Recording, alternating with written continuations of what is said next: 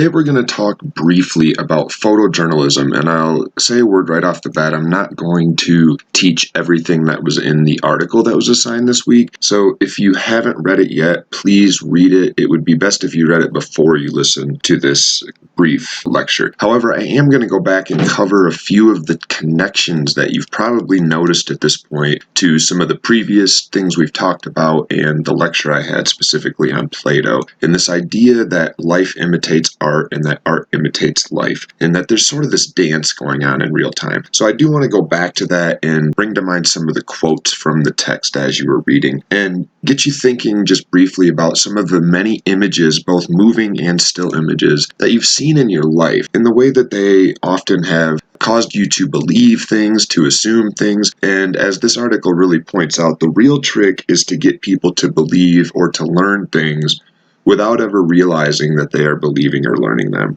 And you can think of Orange is the New Black as just one example of a show that many people watched and assumed that they were at least seeing some sort of realistic representation of what prison might be like. Sure, we all assume that it's exaggerated in some places so that it's fun to watch, but generally speaking, we all understood immediately that we were viewing a prison environment. You can think of the flag raising at Hiroshima, which is now this iconic image that most stories reveal that the individual that took this photograph originally didn't catch it in real time and instead noticed it and then went back and had them repose for it because he thought the image itself was so iconic that he wanted to figure out a way to capture it. And that's what this article is really about. So take this a step further. You can think of many of the other things in your own experience that you have come into contact with that do this with cities, for example, or with the prison environment, as we just discussed. Many of the shows have taken to rebooting themselves with cities as their background because these cities in the United States hold romantic identities in and of themselves. And you can think of NCIS New Orleans as just one example. If you watch it, you would have the impression that you're getting a realistic image of some parts of the city, maybe the French Quarter,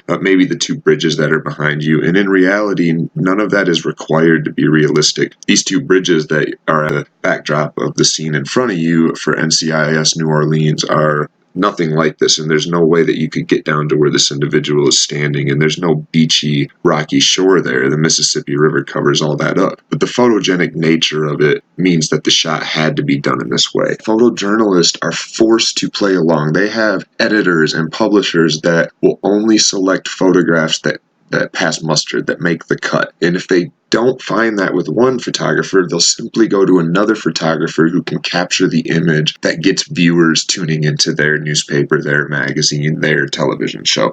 By and large, photojournalists have no choice but to adhere to lighting standards, the posing to some degree, and yet they are supposed to be considered objective, and to a large degree they're supposed to consider themselves objective. And so they find themselves in this catch-22 where they know that they can't just go out and snap photos of everything they come into contact with. It has to be posed and lit and changed and captured 30 times with the best photograph selected. And yet they also know that they're supposed to provide this appearance that it was captured on the fly in one sitting. And their way that they work around this is to simply consider their photograph or their movie or the thing that they produce. They consider it as not something that they put together and they choose the lighting on and they adjust the actors and then they snap the picture and create a photograph. Instead, they sort of erase themselves from the scenario and they consider the image as something that, if it's done right, has been captured in a way that presents this so-called objective truth to those that view it. Now, this is an absurd notion, but the point is that in order to work through this and make a career in a science of it, they have been forced to navigate this cognitive dissonance of knowing that they cannot be successful and objective, and also knowing that they must appear to be objective. And so they navigate that by simply considering the photograph or the movie to be nothing but a vehicle for delivering a message that was naturally there before they showed up. I'm not going to go over the specifics, but I do encourage you, make sure you know what each of the images in front of you right now is an example of. There were multiple examples given of the way images can be captured and what they are meant to communicate. We can look at all these images from Hurricane Katrina and recognize that they communicate a message in and of themselves, even without the headlines. But we also can tie each one of them to a specific designation that Schwartz gave them that is what they communicate about the catastrophe. So these are all from Hurricane Katrina, but they could be about any hurricane, and you would get some sort of message just from looking at the images themselves. So make sure you've done that section of the reading and you're familiar with what I'm talking about. If you haven't, please make sure you go back and do that before you take the quiz. The end of the article, again, I'm going to simplify this, so make sure you go read what we're talking about before you take the quiz. But the idea is that images have to be simple.